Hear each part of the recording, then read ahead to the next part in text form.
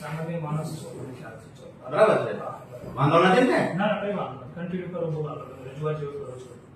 VC Velala ગામની અંદર જે વીસી નું આઈડી છે, આઈડી વાળો માણસ મોરબીમાં રહે છે વર્ષોથી, અહીંયા એના નામે અધર કોઈ વ્યક્તિ આઈડી વાપરે, તલાટીની રહેમ નજર નીચે વાપરે, ગામના ગરીબ લોકો પ્રધાનમંત્રી આવાસ માટે ફોર્મ ભરે, એ ફોર્મ ભરવા જાય તો એ જેટલા ભાજપ સાથે મળેલા હોય એના ફોર્મની એન્ટ્રી કરવાની, ભાજપ સાથે નથી મળેલા એના ફોર્મની એન્ટ્રી નહીં કરવાની. બરાબર છે?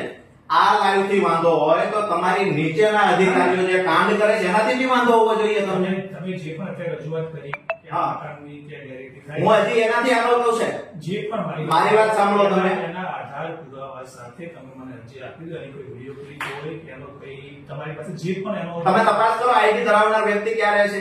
વિગત આપશો તો હું મારી ફરિયાદ છે ને તમને, મેં તમને હું આપું છું આમાં વિગત. હા લખીને આપી દો. બીજી વાત સાહેબ એની સાથે સાથે એક મિનિટ સાહેબ મારી વાત સાંભળી લ્યો. અવાજ નીચો રાખો. મારો અવાજ જ એટલો છે, મને સંભળાય છે અવાજ જ એટલો છે.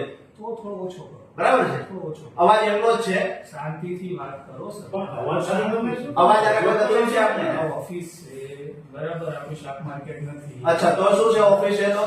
આ ઓફિસ ની અંદર સુરેન્દ્રનગર જિલ્લાના ગરીબો લૂંટાય છે, આ લૂંટાવા માટેની ઓફિસ છે.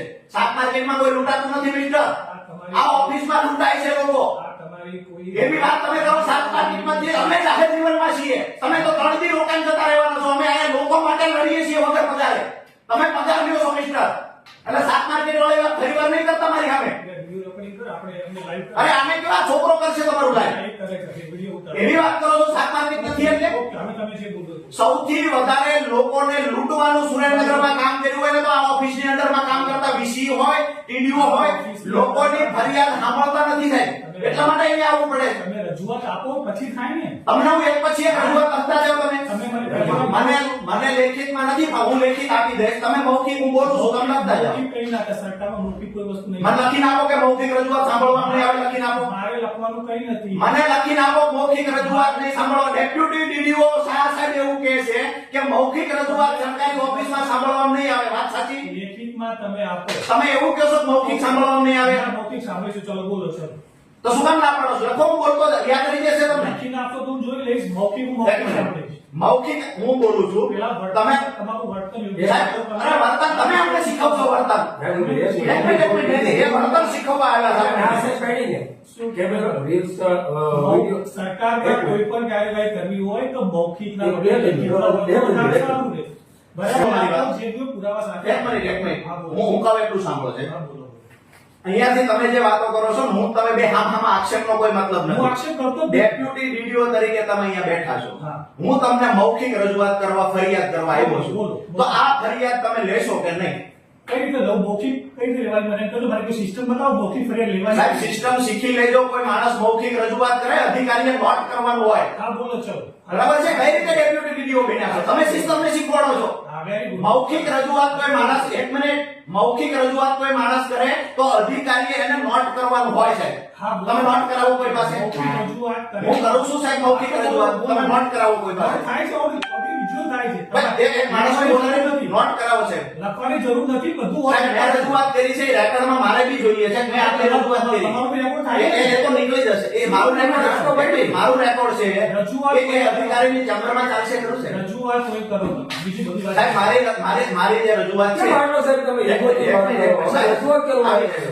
ભાઈ ઈગોથી કોણ વાત કરે છે ને? અરે તમે ચોખ્ખું ના તમે ચોખ્ખું ના બોલી. મારી વાત સાંભળો. ઈગોથી વાત સાહેબ, તમે ચોખ્ખું ના બોલી. મારી ઓફિસમાં મારી મૌખિક રજૂઆત છે સાહેબ. હું હજી કહું છું કોઈ પણ વ્યક્તિની પરમિશન વગર વિડિયો રેકોર્ડિંગ કરવું યોગ્ય નથી. સાહેબ, તમારી ઈચ્છા તમે કરો. એમાં કોઈ વાંધો નથી. હું પણ કરું છું. સાંભળો, હું પણ કરું છું. હા, વિડિયો રેકોર્ડિંગ આધારે જે લાગશે કે એક સેકન્ડ, સાહેબ વિડિયો ચાલુ છે ને કહું છું કે એક્શન ની ખીલી મારી દેજો. એક્શન લેવાશે એમ કીધું ને. આ વિડિયો લાઈવ ટોટલી ઓફિસમાં લાઈવ થશે. જેને જ્યાંથી ખીલી મારવી હોય ત્યાં મારી દે. અને કાયદો તમે અમને શીખવાડશો. અમે પણ એલએલબી કરીને આવ્યા છીએ. સીધા મંદિરા વગાડતા નથી આવ્યા, ભજન મંડળી અપાવતા નથી. બરાબર છે? આપણે તમે એવું કીધું કે સાતમા જાહેર જીવન સાથે જોડાયેલા લોકો ને તમે હાજરી વાત કેવી રીતે કરવી તમે શીખી જજો વાત કેવી રીતે કરવી. મૂળ વાત સાહેબ એ છે, મારી મૌખિક રજૂઆત છે.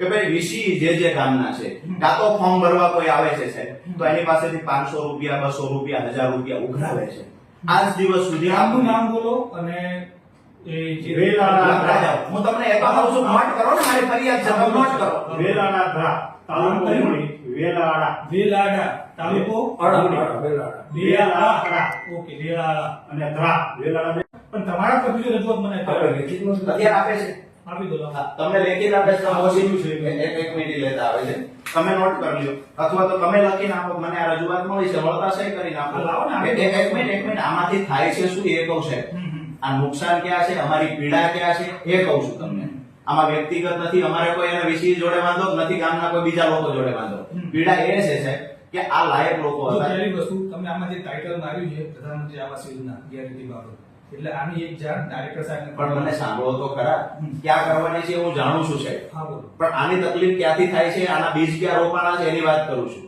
બરાબર છે કાંડ ગમે તે થયો છે આજે વેલાળા ગામની અંદર જે આ વીસી ફોર્મ 1 ભરે છે ત્યાં એન્ટ્રી કોણ કરે છે ડેટા એન્ટ્રી વીસી કરે છે રજૂઆત પંચાયતમાં તલાટીને ગામના લોકો કરે કે ભાઈ અમને પ્રધાનમંત્રી આવાસ યોજના મુજબ અમારું ઘર બનવું જોઈએ અમને મકાન મળવું જોઈએ જ્યારે રજૂઆત એ લોકોએ કરી તો માનો 100 લોકોએ કરી એમાંથી માત્ર 17 લોકોના ફોર્મ મંજૂર થયા 17 લોકો કોણ હતા સાહેબ જે 17 લોકો સરપંચના પરિવાર સાથે સરપંચ સાથે મળેલા અથવા તો જેને તલાટી સાથે સારા સંબંધો છે યા તો બારના પાછળથી કોઈએ કઈ વહીવટ કર્યો છે બરાબર છે 17 લોકોના ફોર્મ મંજૂર છે આ 4 લોકો એવા છે જેના નામે જમીન નથી આ 4 લોકો પાકી દિવાલ નથી તેમ છતાં ટોટલ ક્રાઇટેરિયાની અંદર આ લોકો આવે છે તેમ છતાં આ 2024-25 વાળી યોજનામાં આ લોકોના નામ નીકળી ગયા નામ નીકળે એક મિનિટ છે આ ચાર વ્યક્તિ પાસે ખરેખર લાભને પાત્ર છે છતાં અપાતો નથી દરેક પાત્ર સિમ્પલ વન લાઈફમાં બરાબર દરેક પાત્ર તો જો આની માટે છે ને તમે આમને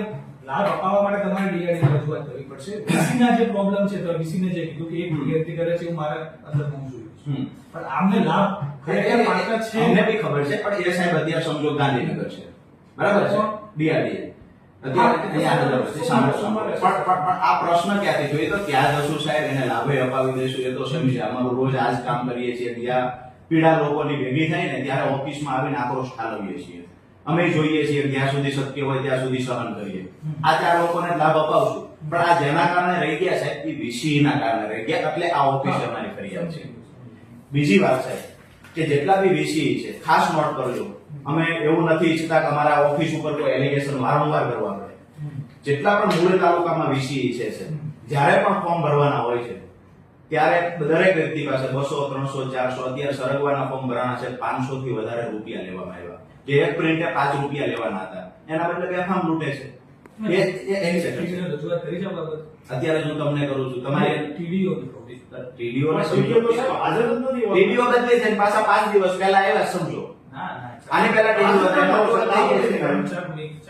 અરે ટીડીઓમાં જો હિંમત હોય તો તલાટી વેલાળા ગામના રોજ બપોરે 1 વાગે આવે છે એટલે એને 11 વાગે 10 વાગ્યાનો ટાઈમ છે હિંમત હોય તો 10 વાગ્યાના ટાઈમે બોલાવી દે રોજ ડેઈલી સાહેબ 1 વાગે આવે છે 12:30 આવે આ છે બધી રજૂઆત તો જે છે તલાટીની કે વીસીની જે પણ ઇરેગ્યુલરિટીઝ હોય કે અનિયમિતતા હોય બરાબર એકવાર પ્રાઇમરી તમારે પીડીઓને ધ્યાને મૂકવું જોઈએ છતાંય એક્શન ન લે તો એની સાથે તમે રજૂઆત હું પીડીઓ પર પણ એક્શન લઈશું સાહેબ ડીડીઓ ઓફિસની અંદરમાં ડીડીઓ ઓફિસ જે આવશે હાયરાર્કી છે એ ફોલો કરવી શું કરજો ડીડીઓ ઓફિસની અંદરમાં ડીડીઓ કામ કરશે હા કરશે ને તો ટીડીઓ થી જ્યારે સોલ્યુશન નથી આવતો ત્યારે તો ડીડીઓ ઓફિસમાં રજૂઆત કરે છે આપણે નાયબ ડીડીઓ રજૂઆત કરવાની જ્યારે તમે રજૂઆત કરી અને સોલ્યુશન ના આવ્યું